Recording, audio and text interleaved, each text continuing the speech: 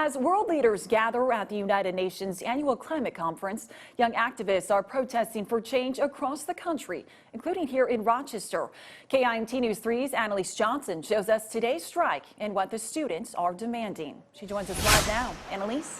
Katie, Rochester and Albert Lee students joined forces here at Rochester City Hall to demand local and state leaders take a stand against climate change.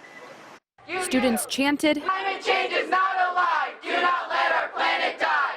Shared their motivation to protest, fear that my future won't be a future at all, really. And laid in silence for 11 minutes, representing the next 11 years when climate change will be irreversible. We are the future, and we will suffer the most consequences. Salma Abdi, a Century High School sophomore, leads Rochester's chapter of the Minnesota Youth Climate Strike. I won't get to have an adulthood just like other people did, and it's not my fault. It's no one in our generation's fault. It's companies that are hurting the earth because they want to line their pockets. Without us, there is no future, and without a future, there is no us. Samantha Brumba is a part of the Albert Lee chapter that drove to Rochester to participate. It is not something that we can just push back.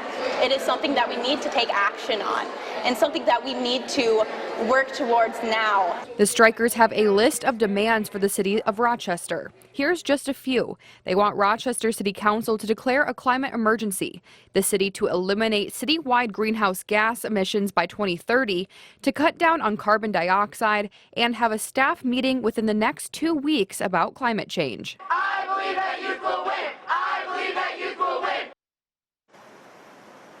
Council member Michael Wojcik did approach the students during the protest. He says he has seen their email of demands, but that city council has not yet discussed it. He also made some suggestions of how local government, making change in local government works, and suggestions of who else to get in contact with at the city and county level. Live in Rochester, Annalise Johnson, KIMT News 3. Thanks, Annalise. Following the strike at Rochester City Hall, some of the students went to St. Paul to protest with more Minnesota students at the Capitol.